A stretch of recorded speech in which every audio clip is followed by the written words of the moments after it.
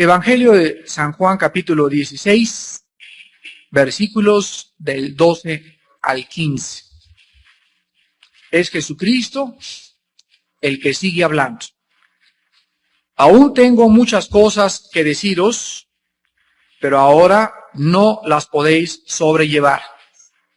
Pero cuando venga el Espíritu de verdad, Él os guiará a toda la verdad, porque no hablará por su propia cuenta, sino que hablará todo lo que oyere, y os hará saber las cosas que habrán de venir.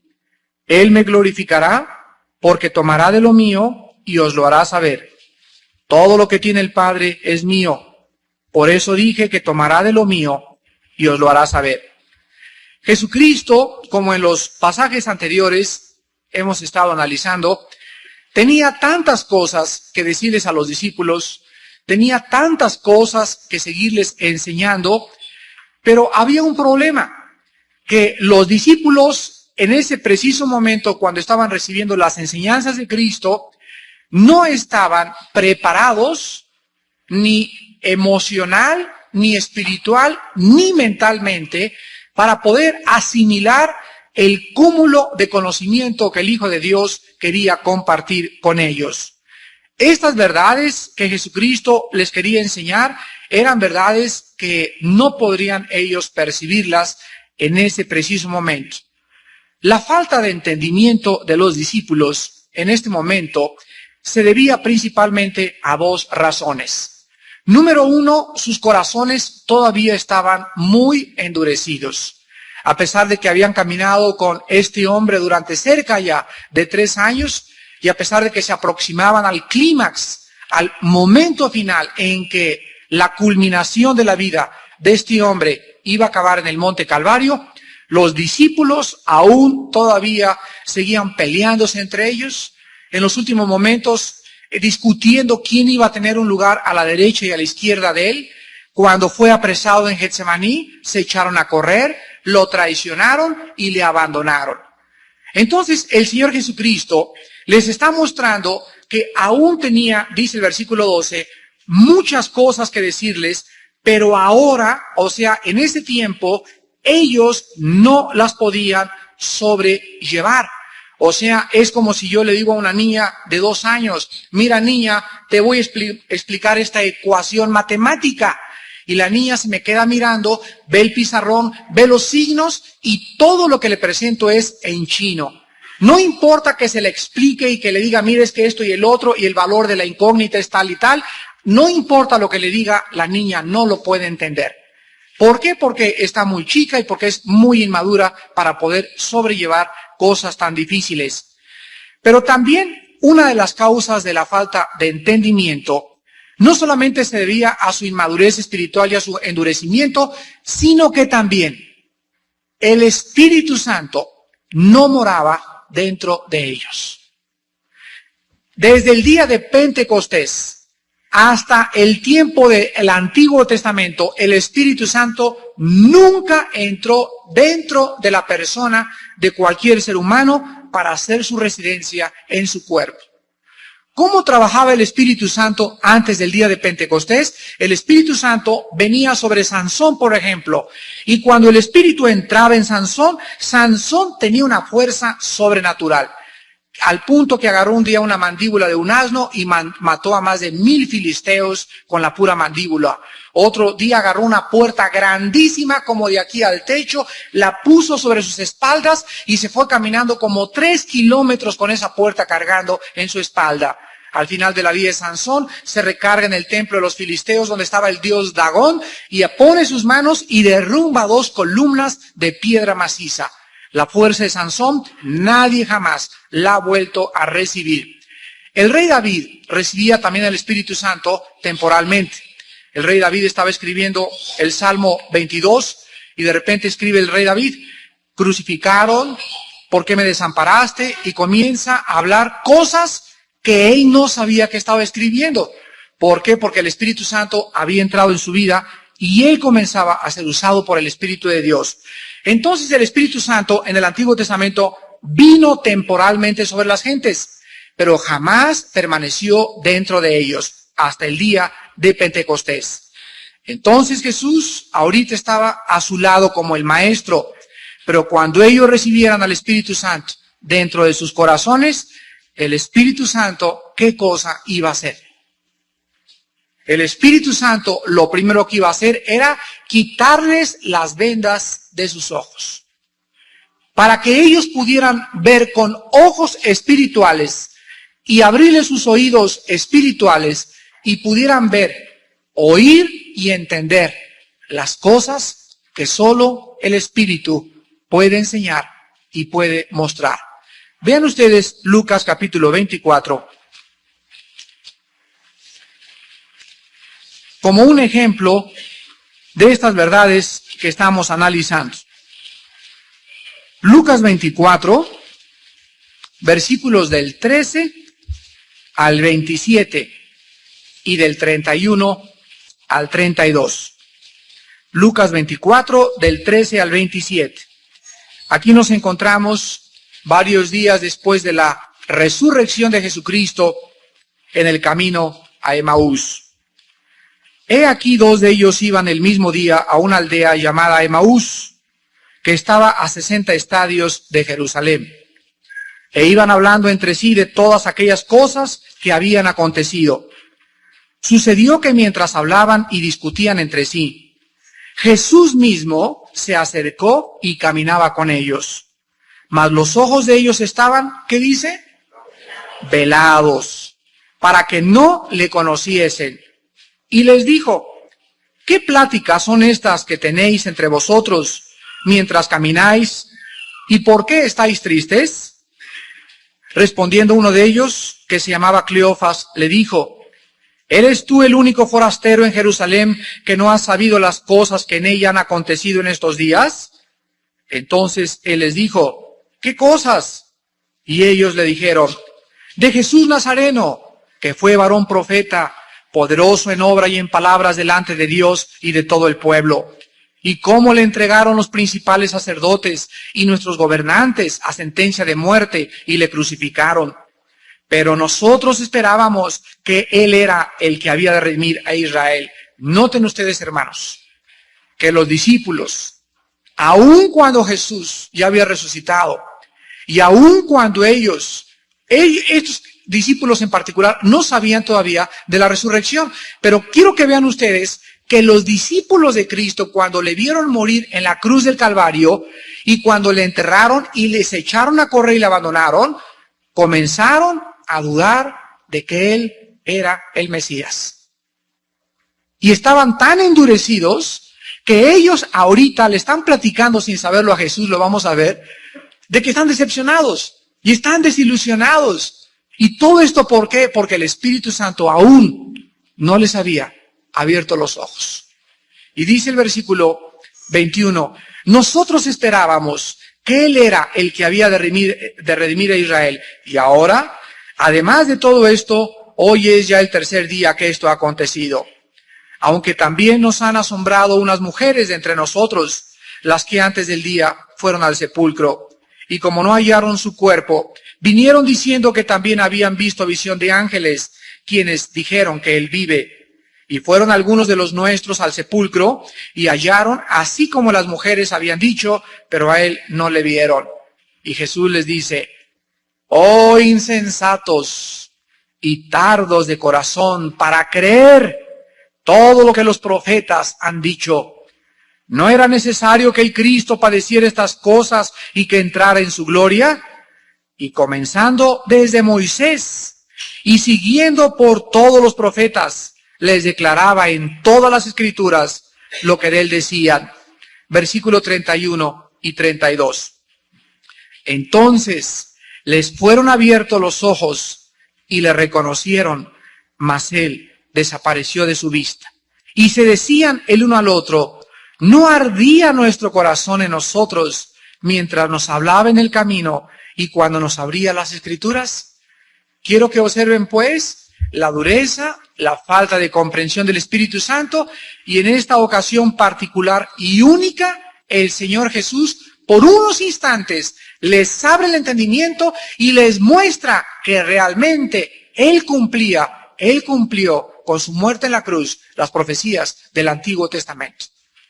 Y luego los discípulos, cuando se ve el Señor, comienzan a platicar y le dicen, oye, ahorita que nos estaban diciendo esto, ¿no sentiste tu corazoncito arder?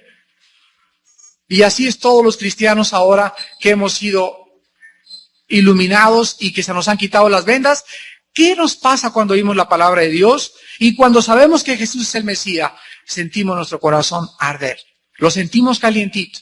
¿Y qué le pasa a la otra gente que están todavía con las vendas en los ojos y que no han visto que Cristo es el Mesías? Pues no sienten el gusto de la palabra de Dios, no tienen hambre de venir los jueves a estudiar la palabra de Dios, se burlan de la palabra de Dios porque todavía el Espíritu Santo no ha hecho su morada en sus cuerpos. Tienen religión, van a su religión, pero su mente está todavía enceguecida porque es el Espíritu el que quita las vendas. Vean 2 Corintios capítulo 3. Y aquí el apóstol Pablo explica por qué también los judíos, como ahora te pueden, 2 Corintios capítulo 3, versículos del 14 al 16. 2 Corintios 3, del 14 al 16. Muchos de ustedes han preguntado, ¿por qué ahorita hay judíos que no creen en el Mesías? ¿No es verdad? ¿Y por qué? ¿Cómo es posible que todavía los mismos judíos no sigan? ¿Qué acaso los rabinos de Israel no creen en el Mesías? No, la respuesta es no. ¿Por qué?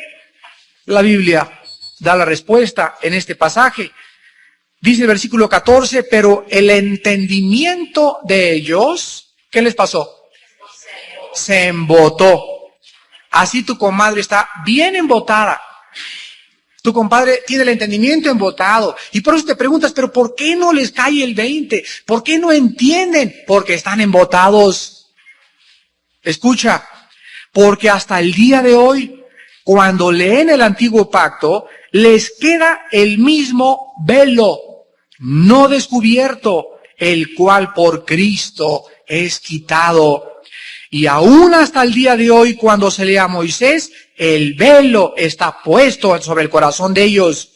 Pero cuando se conviertan al Señor, el velo se quitará.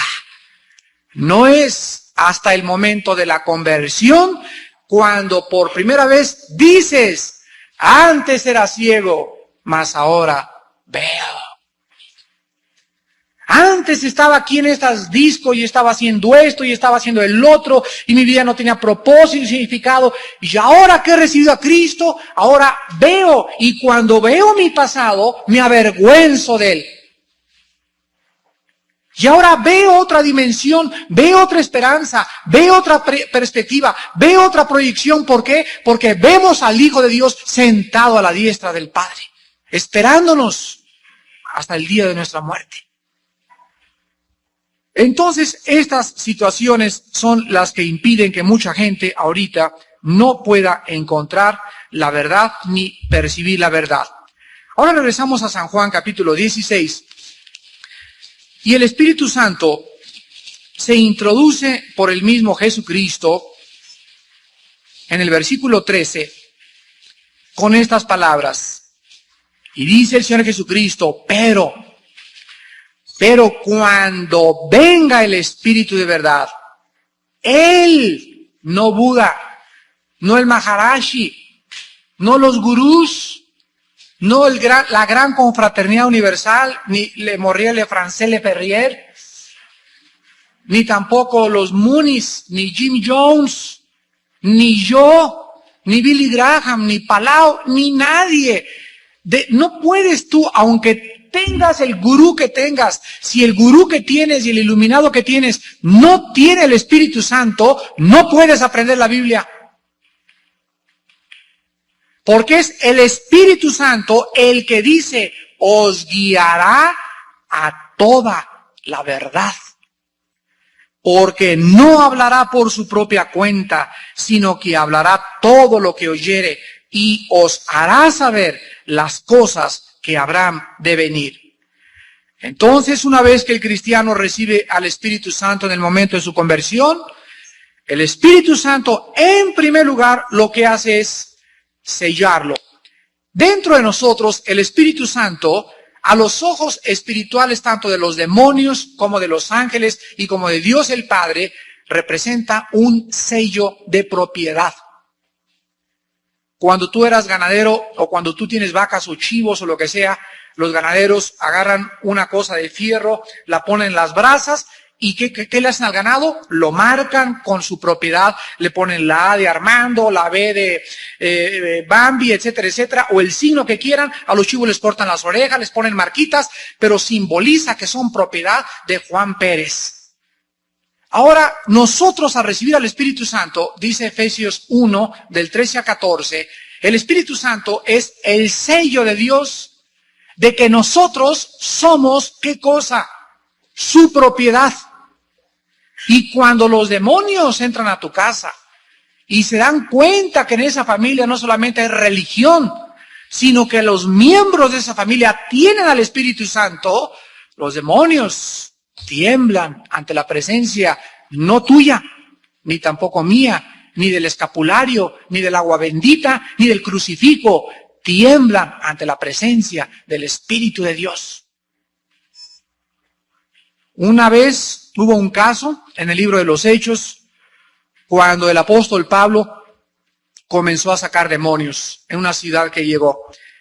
Y en ese momento lo comenzaron a observar dos personas.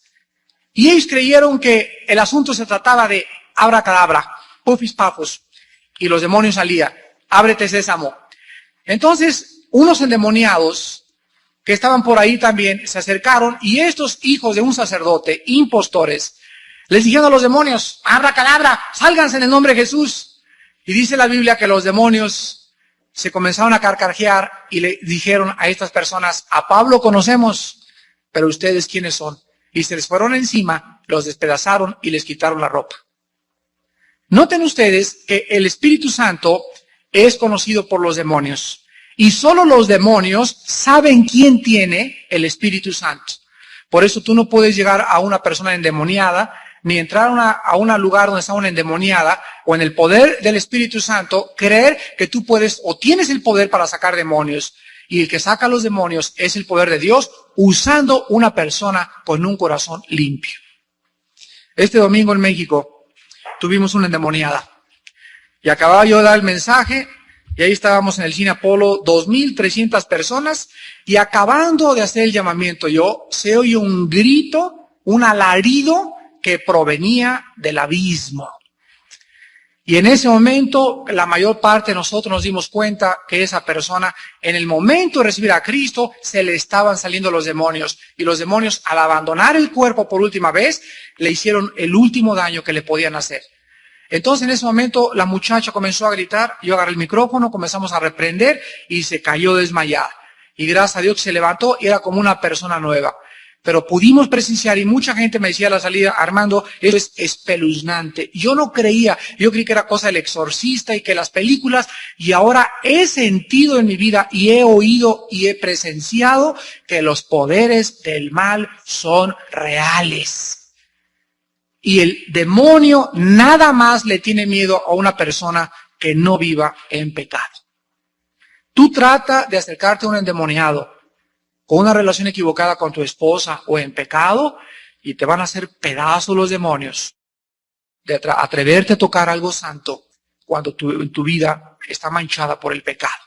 Entonces el Espíritu Santo entra entre nosotros y nos sella para que los demonios tiemblen ante un cristiano santo. Un cristiano santo, una cristiana santa, es el instrumento más poderoso en las manos de Dios. Y Dios busca esta clase de instrumentos para poder combatir y ser un soldado fuerte contra las legiones de Satanás. Pero además de todas estas bendiciones, el Espíritu Santo, aparte que nos sella, nos bautiza en el momento de la conversión y nos llena, o sea, entra a mi cuerpo y ya no se vuelve a salir. El Espíritu Santo comienza a enseñarnos la Biblia. Vean 1 Corintios capítulo 2. El Espíritu Santo viene a nuestra vida de acuerdo a las palabras de Jesucristo para ser, ¿qué cosa? Nuestro maestro. Para ser nuestro maestro. para guiarnos a la verdad. Y dice 1 Corintios capítulo 2, versículos del 10 al 13. Pero Dios nos las reveló a nosotros por el Espíritu. Porque el Espíritu todo lo escudriña, aún lo profundo de Dios. Porque ¿quién de los hombres sabe las cosas del hombre, sino el Espíritu del hombre que está en él? Así tampoco nadie, fíjense, nadie conoció las cosas de ¿quién? De Dios, sino ¿quién? Sino el Espíritu de Dios. Entonces dice la Biblia que cuando un ser humano quiere comenzar a comprender las cosas que van más allá de ¿dónde? Más allá de mi mente, más allá de la investigación científica, más allá de las filosofías, cuando queremos penetrar en la dimensión espiritual, tenemos que entrar acompañados, guiados de la mano por un maestro. Y el maestro que nos debe estar guiando y mostrándonos el camino es el Espíritu Santo. De ahí por lo cual Satanás usa la imitación de las drogas para proporcionarle al ser humano la imitación de la enseñanza de Dios. Una vez me platicó un hippie que él tomó un viaje de LSD, el famoso LSD, que es dietilamida, diácido lisérgico. Y me dice, cuando estaba en el viaje, vi a Gabriel, a San Pedro, viajé, fui a Londres, fui a París, tuve esto, tuve lo otro.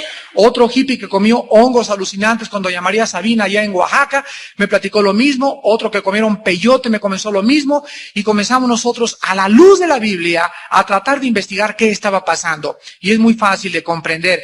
Satanás usa las drogas para destapar ciertas áreas desconocidas del cerebro donde se pueden producir alucinaciones. O sea, tú puedes ver la irrealidad como la realidad. ¿Puede un borracho ver un dragón? Sí, sí lo ve. Y este delirius tremens de un borracho, ¿qué cosa es? Es algo producido diabólicamente cuando el diablo ya tiene su cerebro para hacerle que vea cosas que no existen. Pero él las ve al grado que se asusta y se echa a correr. Y no existen, son irrealidades mostradas realmente a una mente que está alucinando. Entonces, las drogas son la sustitución de los poderes del mal para poder enseñarnos cosas que solo el Espíritu nos puede enseñar. Otra falsificación es creer que la filosofía nos puede llevar a la verdad. Y la filosofía nunca nos podrá llevar a la verdad, porque por eso se llama filosofía. Son hipótesis, especulaciones, pero jamás tratará la filosofía con verdades absolutas. La Biblia lo dice en el versículo 11. ¿Quién de los hombres sabe las cosas del hombre, sino el espíritu del hombre que está en él? En otras palabras, señores psicólogos. ¿Me oyen, señores psicólogos? ¿Sabes cuál es tu problema como psicólogo? No te estoy atacando, ni mucho menos, no se sientan ofendidos. Lo que les quiero decir a los psicólogos es lo siguiente. La psicología trata de penetrar en el ser humano a través de ¿qué cosa? De la mente. ¿Y cómo es posible que una persona que no se conozca a sí misma pueda tratar de conocer al otro? Dice la Biblia, ¿quién de los hombres conoce las cosas del hombre?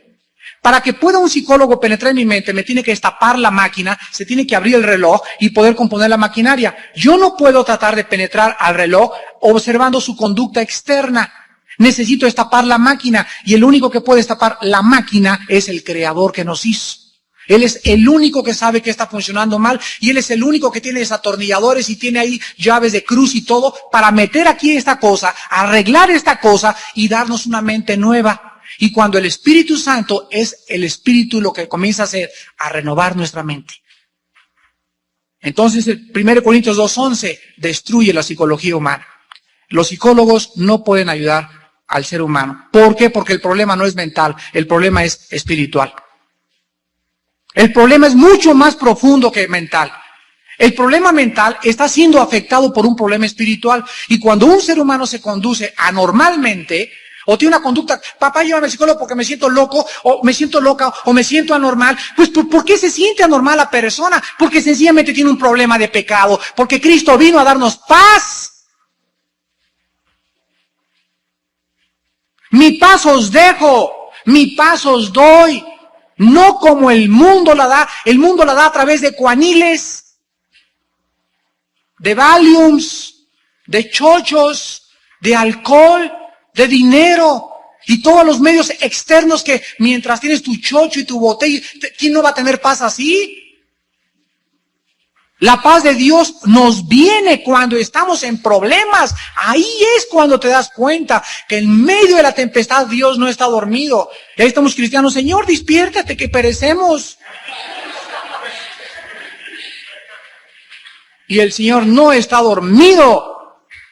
El Señor permite vientos y que se levanten olas en nuestra vida, porque ahí en medio de las olas y en medio de las tempestades es cuando nosotros descubrimos que Él vive. ¿Quién de los hombres sabe las cosas del hombre, sino el espíritu del hombre que está en él? Entonces dice la Biblia que no es mi mente, es mi espíritu que está muerto antes de convertirme. El problema, el Espíritu Santo, vean esto, el Espíritu Santo entra a mi vida y lo primero que hace es hacer vivir mi espíritu. Lo despierta, me prende el foco. Hemos nacido con el foco apagado. El Espíritu de Dios entra y nos prende el foco. Y entonces el Espíritu se comunica a mi espíritu, no a mi mente. El Espíritu de Dios se comunica con mi espíritu y mi espíritu se comunica con mi mente y mi mente le da órdenes al cuerpo. Ese es el proceso. Entonces, los que quieran conocer con la mente a Dios se van a volver locos. Por eso están así como están de chivos locos. Por eso Zaratustra, el libro que escribió Friedrich Nietzsche, el filósofo alemán, era la locura más grande que puedan ustedes leer en toda su vida. Por eso Nietzsche se volvió loco, se volvió homosexual y después se volvió loco porque declaró que Dios estaba muerto. Y el que estaba muerto, sin que él se diera cuenta, era él, que quiso matar a Dios. Y el Dios que estaba muerto era el mismo filósofo que quiso matar al Dios de la Biblia. Ahora dice aquí en Corintios 2 también en el versículo 12, y nosotros no hemos recibido el espíritu del mundo, sino el Espíritu que proviene de Dios, para que sepamos lo que Dios nos ha concedido. Observen en este versículo que la Biblia habla de dos espíritus. ¿Ya lo observaron? ¿Cuál es uno? El del mundo. ¿Y cuál es el otro? El de Dios. ¿Cuál creen ustedes que sea el del mundo? El espíritu diabólico de los poderes del mal. Y el espíritu diabólico, el que se encuentra detrás, ¿verdad?, de los gurús, de los Mahare Krishna, de la dianética, del control mental, de toda esta gama y todo este espectro de filosofías que tienen su origen, ¿en dónde? En el mundo, no proviene de Dios. El Espíritu de Dios usa nada más un instrumento, la Biblia. Como el hombre no conoce la Biblia, por eso el hombre anda tan despistado. Ah, pero alguien dice, es que también los masones usan la Biblia. Sí, cierto. Y los mormones también la usan. Sí, cierto. Y los testigos de Jehová también la usan. Sí, es cierto. Y los católicos también la usan. Sí, es cierto. Entonces, hermano, la respuesta está que la usan sin el Espíritu Santo.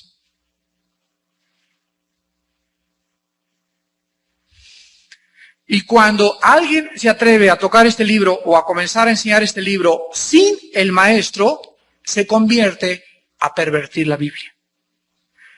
Se comienza a distorsionar la verdad. Se comienzan a armar verdades y a buscar cosas que apoyen esas verdades sin que esas verdades tengan su origen en la palabra de Dios. Vean 2 de Pedro, capítulo 3.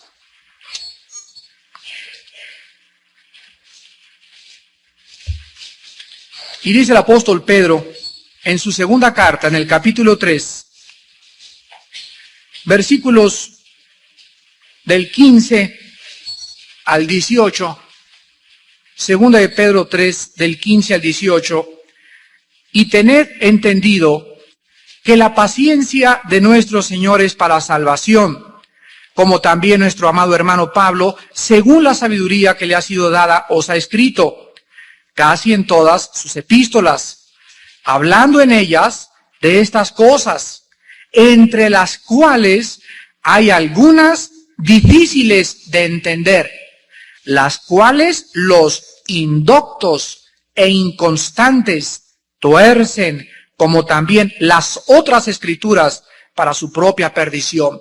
Noten ustedes entonces que hay personas que son indoctas. ¿Qué significa indocto? Sin conocimiento de Dios, sin el conocimiento suficiente de la palabra de Dios como para poder enseñarla. Y la otra clase de personas son inconstantes, o sea, andan por acá, andan por allá, estudian esto, estudian este libro y andan por todos lados y hacen una ensalada al enseñar la Biblia como ustedes no se imaginan. Y dice el versículo 17, así que vosotros, oh amados, sabiéndolo de antemano, guardaos, no sea que arrastrados por el error de los inicuos, caigáis de vuestra firmeza. Antes bien, creced en la gracia y el conocimiento de nuestro Señor y Salvador Jesucristo. A Él sea la gloria, ahora y hasta el día de la eternidad. Amén. Entonces vemos que el Espíritu Santo, al entrar a nuestra vida, nos comienza a enseñar la verdad, nos comienza a guiar a la verdad, y la Biblia comienza a poder cobrar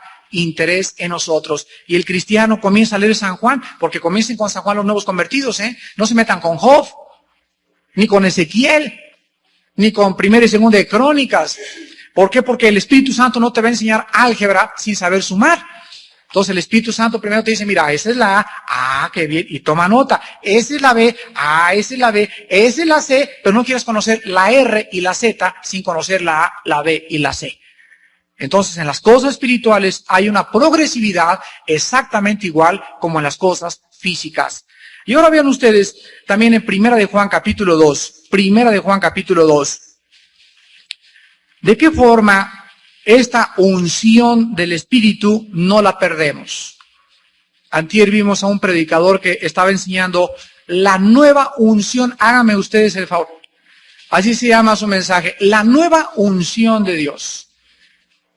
Y a la luz de la Biblia no hay más que una unción y no hay nuevas unciones. Dice 1 Juan 2, versículo 20 y 21. Pero vosotros tenéis la unción del Santo y conocéis todas las cosas. No os he escrito como si ignoráis la verdad, sino porque la conocéis y porque ninguna mentira procede de la verdad. Esta unción, ¿quién creen que es? El Espíritu Santo.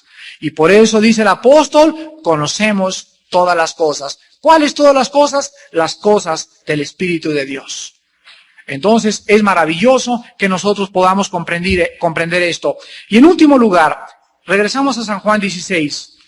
Y el Señor Jesucristo no solamente les enseñó a los discípulos que el Espíritu sería el Maestro, el que nos guiara a la verdad. Noten en el versículo 13, sino que Jesús acaba diciéndoles que el Espíritu hablaría lo que oyere y os haría saber las cosas que habrán de venir. Veamos entonces la obra de la pedagogía del Espíritu de Dios. Uno, el Espíritu me enseña la Biblia en el presente. Lo que debo hacer en mi casa, cómo debo tratar a mi esposa, cómo debo hacer mi trabajo, cómo debo hacer con mis hermanos, cómo debo conducirme en la iglesia, cómo debo conducirme con mi novio, con mi novia, en la calle, en todos lados. El Espíritu constantemente es mi maestro y aquí encuentro su dirección. Pero también dice la Biblia que el Espíritu Santo es el que nos va a enseñar el futuro, no la bola de cristal, ni las cartas tarot, ni la ouija, ni la adivinanza, ni la bruja. Es el Espíritu Santo el que nos enseña la verdad. Y cuando el Espíritu Santo vino, acabó el libro de Apocalipsis. Y en el libro de Apocalipsis encontramos constantemente que dice en las iglesias, en el capítulo 2 y 3, el que tenga oídos, oiga lo que el Espíritu Santo dice a las iglesias. Vean el Espíritu Santo enseñando a la iglesia, a través de sus maestros, a través de los pastores, a través de los predicadores, usando la Biblia. El Espíritu Santo comienza a revelar todo y vean cómo acaba Apocalipsis en el capítulo 22. La revelación del Espíritu acaba muy clara. Apocalipsis 22, 18 al 19. Yo testifico a todo aquel que oye las palabras de la profecía de este libro. Si alguno añadiere a estas cosas, Dios traerá sobre las plagas que están escritas en este libro. Y si alguno quitare de las palabras del libro de esta profecía, Dios quitará su parte del libro de la vida y de la santa ciudad y de las cosas que están escritas en este libro. Cuando la Biblia es acabada, el Espíritu Santo pone un sello en la Biblia y dice, ahora no hay nada, una J, una tilde, una coma, un número, una letra, no hay nada que haya que agregarle a esta revelación.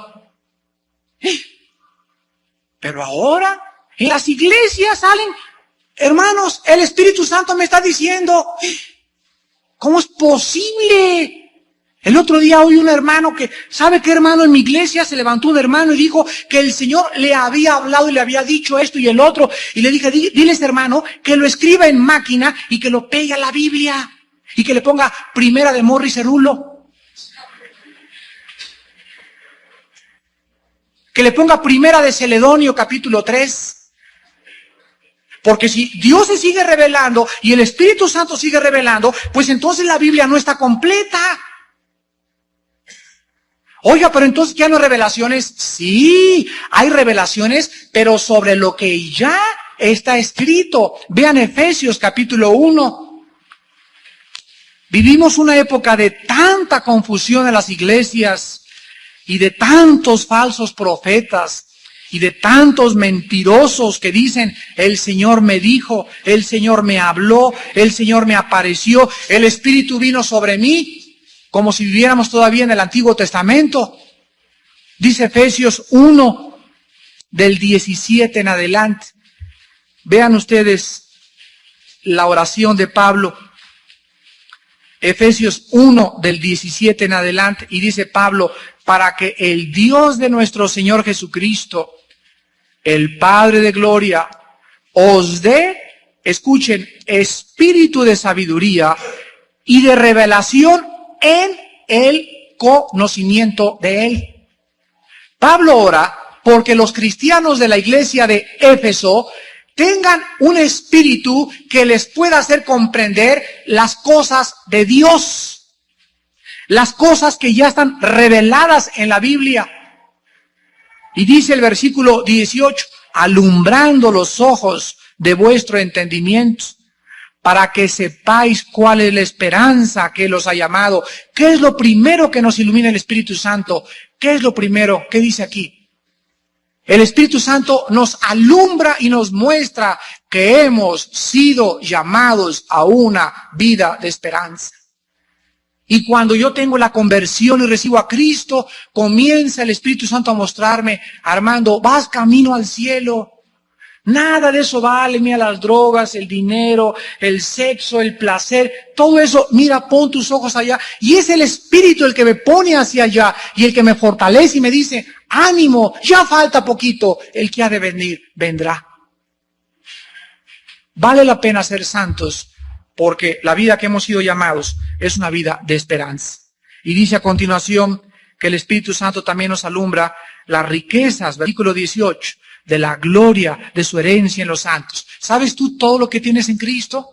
¿No lo sabes? Porque no tienes la iluminación del Espíritu Santo. ¿Qué cosa tenemos en Cristo? Tenemos la seguridad eterna. Tenemos el perdón de pecados. No tenemos por qué tener culpa y una conciencia atormentada. Tenemos la venida de Jesús con todos sus santos. Tenemos galardones que se nos van a entregar. Y la Biblia nos muestra que somos herederos con Cristo.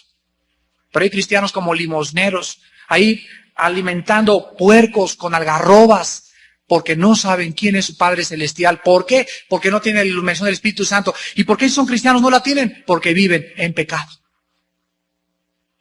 Y quiero acabar con el libro de Jeremías en el Antiguo Testamento, capítulo 5. Jeremías capítulo 5 nos revela que en los tiempos de este gran profeta de Dios, existían también, como ahora, mentirosos, falsos maestros, que comenzaban a decir que traían un mensaje de Dios. Y sin embargo, Jeremías escribe y dice, Jeremías capítulo 5, versículos 29 al 31. No castigaré esto, dice Jehová, y de tal gente no se vengará mi alma. Cosa espantosa y fea es hecha en la tierra.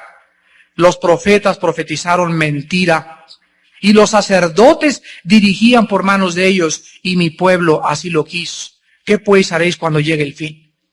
Antier veíamos un video de este señor Cerulo diciendo que se le había aparecido el Espíritu Santo, diciendo que él era Dios. Y la gente, alabado, Cerulo, ra. Y él, recibiendo toda la gloria, inflado como pavo real. ¿Cómo es posible que la gente no pueda darse cuenta que es un falso profeta? Dice la Biblia, mi pueblo así lo quiso. ¿Cómo es posible que la gente que siguió a Jim Jones no se hayan dado cuenta cuando les dijo, yo soy el padre de todos ustedes? Oye, serás el padre de tu comadre. Pero ¿cómo es posible que lo hayan seguido 1000 personas a la Guyana y les haya hecho beber veneno y lo hayan adorado como un dios y los haya engañado? Mi pueblo así lo quiso. Es increíble que el levantamiento de los falsos profetas sea apoyado por sus seguidores. ¿Cómo es posible que Ron Lafayette Ron Hubbard, que fundó la Dianética, tenga millones de seguidores en el mundo? ¿Saben los seguidores de Ron Hubbard? ¿Quién es Ron Hubbard? Ron Hubbard era un defraudador. Defraudó al fisco en Estados Unidos, defraudó en España, vivía con 17 chocorroles en Londres, 17 gancitos marinelas, 17 modelos. Y vivía en un barco después con todo su séquito de su harem. Y escribió La salud mental y dijo Ron Hubbard, se me apareció un día un espíritu y me dijo que veníamos de la teoría, escuchen la palabra, protoplasmática, y que éramos espíritus que habían sido chispas en otro mundo y que necesitamos reauditar y auditar otra vez las mentes. Y ahí están millones de personas pagando miles de dólares inscritos en la Dianética. Dice Salomón, como va el buey al degolladero, así siguen la gente a los falsos líderes. ¿Por qué? Porque así lo quieren ser engañados. Dice Jeremías capítulo 14, versículo 14. Jeremías 14. Me dijo entonces Jehová, falsamente profetizan los profetas en mi nombre. No los envié, ni les mandé, ni les hablé. Visión mentirosa, adivinación, vanidad y engaño de su corazón os profetizan. Capítulo 23 de Jeremías, versículo 16. Así ha dicho Jehová de los ejércitos, no escuchéis las palabras de los profetas que os profetizan, os alimentan con vanas esperanzas, hablan visión de su propio corazón, no de la boca de Jehová. Hermanos en Cristo, ¿por qué es que tanta gente es engañada? ¿Cómo es posible que tanta gente siga ahorita a este hombre Morris Cerulo diciendo que él es el profeta? Fíjense lo que dijo. Yo soy el profeta de Dios, el enviado de Dios, el apóstol de Dios para esta generación. Yo soy el número 1. Y están llenos los auditorios. Y también hay iglesias que lo están apoyando. ¿Cuál es el problema? Bueno, Dios les envía un poder engañoso para que crean a la mentira. Y cuando el cristiano es un cristiano que es de la iglesia católica, a esta iglesia, a los mormones, a la dianética, a los masones, y anda el cristiano como veleta para aquí y para allá, y nunca el cristiano se decide a que esto sea la única brújula en su vida, el cristiano será engañado. ¿Por qué? Porque así lo quisiste. Tú y nadie más que tú puedes escoger seguir la verdad o seguir la mentira. La verdad, dice Juan 17, santifícalos en tu palabra es verdad. Y fuera de la palabra de Dios, todo es invento, vanidad de hombres, visión mentirosa. Cuando oigan ustedes en cualquier lado que un hermano, dice, se me apareció San Crisóstomo y me dijo que se va a acabar el mundo. O en este momento, hermanos, estoy teniendo una visión de Dios y me están diciendo, etcétera, etcétera. En ese momento, párate y grítale, mentiroso, falso profeta. Porque ahora Dios ya no tiene revelaciones nuevas porque la palabra de Dios está completa. Y dice 2 de Pedro, 1 del 21 en adelante, tenemos la palabra profética más segura, a la cual haréis bien en estar atentos como a una antorcha que alumbra, hasta que el día amanezca y el lucero de la mañana salga de nuestros corazones. Hasta que Jesús venga, la única luz, la única guía, la única brújula es la Biblia. Cualquier enseñanza que el caballo de Troya y que Cristo murió en Cachemira y cualquier filosofía que no esté de acuerdo a la palabra de Dios, sea obra de hombres. Mas Dios sea veraz. Despidámonos en oración.